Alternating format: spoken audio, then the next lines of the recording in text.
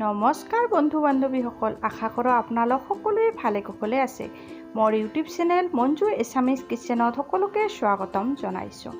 আজি মই বনাবলৈ ওলাইছোঁ soya chunk and potato curry, soyabean আৰু আলুৰ তৰকাৰী। আহকচোন চাওঁ কেনেকৈ বনাওঁ। এইখিনি মই চয়াবিন লৈ লৈছোঁ আৰু কিছু সময় এইখিনি পানীত তিয়াই থৈ দিম। 10 মিনিটমান পিছত মই পানীখিনি চেপি ওলাই ল'ম। আপোনালোকে এইখিনি গৰম পানীত তিয়াই থ'ব পাৰে। 1-2 মিনিটমান পিছত হৈ যাব এইখিনি।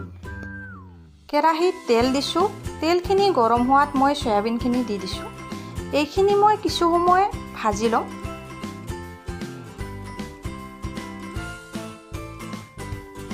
সামান্য পৰিমাণৰ ইয়াত হালধি দি দিছোঁ, মিলাই দিছোঁ।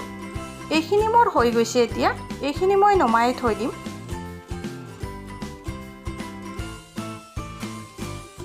এইখিনি আলু মই বইল কৰি লৈ লৈছোঁ।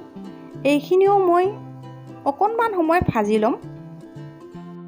ইয়াতো মই সামান্য পৰিমাণৰ হালধি দি দিছোঁ। এইখিনি মোৰ হৈ গৈছে, নমাই থৈ দিম। কেৰাহীত তেল দিছোঁ। তেলখিনি গৰম হোৱাত মই ইয়াত 2 খিলা তেজপাত দিছোঁ, 2টা শুকান জলকীয়া দি দিছোঁ আৰু 2টা ইলাচি দি দিছোঁ আৰু কেইটামান জিৰা ইয়াত ফুটাই লৈ ল'ম আৰু কিছু সময় এইখিনি ভাজি ল'ম। জুই একেবাৰে কম কৰি ৰাখিছোঁ যাতে এইখিনি জ্বলি নাযায়।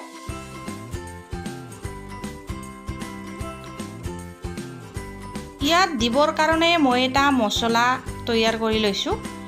আদা দিছোঁ, এটা পিঁয়াজ দিছোঁ কাটি, নহৰু দিছোঁ কেইফুটমান, লগতে কাজু দিছোঁ আৰু এটা জলকীয়া দি দিছোঁ। আপোনালোকে যিমান জ্বলা খাই দিব পাৰে। অকণমান পানী দি এইখিনি ভালদৰে এটা পেষ্ট বনাই লৈ ল'ম।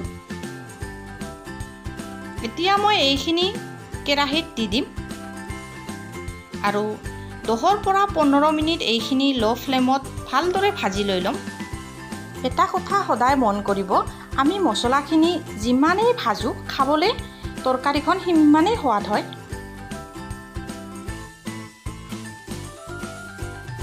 এটা বিলাহী কাটি ৰাখিছোঁ, এইখিনিও দি দিছোঁ। বিলাহীৰ লগত ভালদৰে মিলাই ল'ম।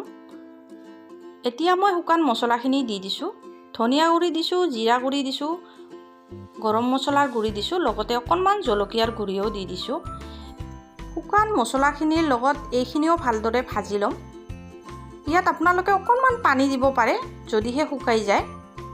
হালধি দি দিছোঁ প্ৰয়োজন অনুসৰি, হালধিৰ লগতো মিলাই দিছোঁ এইখিনি। এতিয়া মই ভাজি ৰখা চয়াবিনখিনিৰ লগতে আলুখিনিও দি দিছোঁ। এইখিনি মই মিলাই শুকানকৈ কিছু সময় ভাজি ল'ম। প্ৰয়োজন অনুসৰি নিমখ দি দিছোঁ। আপোনালোকে যিমান গ্ৰেভি ৰাখিব বিচাৰে সেই পৰিমাণৰ নিমখ দিলেই হৈ গ'ল। আপোনালোকে এনেকৈ মোক মৰম দি যাব, মোক ছাপোৰ্ট কৰি যাব আৰু মই আপোনালোকৰ কাৰণে আৰু ভাল ভাল ৰেচিপি ভিডিঅ' লৈ আহিম।